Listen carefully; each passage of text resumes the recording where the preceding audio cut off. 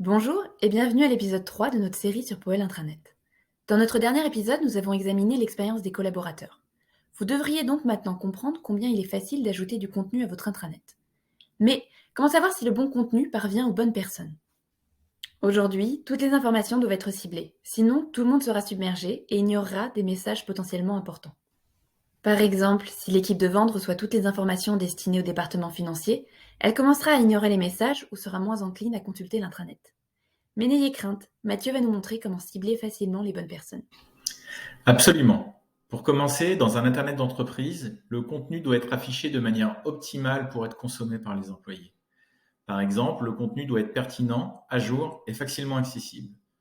De nombreux intranets fournissent le même contenu à tous les employés de l'entreprise, quel que soit leur poste. Et comme vous l'a dit Esther, la question est de savoir s'il est pertinent de montrer du contenu technique destiné uniquement aux équipes informatiques, par exemple, à des personnels RH. Les employés doivent pouvoir consulter le contenu qui les intéresse. Par conséquent, le contenu doit être affiché en fonction du lieu de travail, du département, du poste ou des intérêts exprimés par l'employé.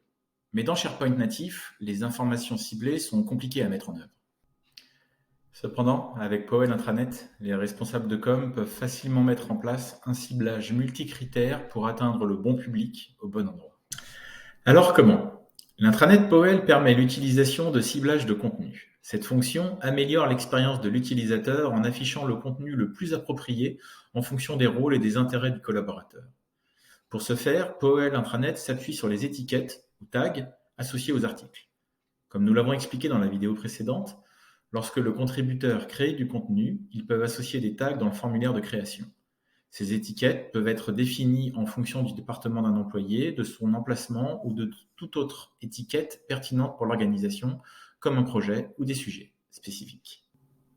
Une autre fonctionnalité qui permet de cibler correctement le public sur l'intranet, ce sont les préférences des employés. Vous pouvez inclure cette capacité dans vos actualités ou dans tout autre contenu de l'intranet. C'est quelque chose que vous ne disposeriez pas avec du SharePoint natif. Par défaut, les utilisateurs voient s'afficher le contenu lié à leur service, leur localisation. Ils peuvent alors décider d'afficher les actualités qu'ils le souhaitent en cliquant sur les préférences. Par exemple, si l'employé veut accéder aux actualités étiquetées RH, il leur suffit de cliquer sur les préférences et d'ajouter ce tag-là. Par défaut, le ciblage d'audience filtre le contenu en fonction du rôle de l'employé. Ainsi, un employé du service de vente verra les actualités étiquetées vente. Donc, pour résumer, les employés veulent voir du contenu qui leur est pertinent. Et dans Powell Intranet, vous pouvez facilement y parvenir en utilisant des étiquettes et des préférences des employés. C'est très simple.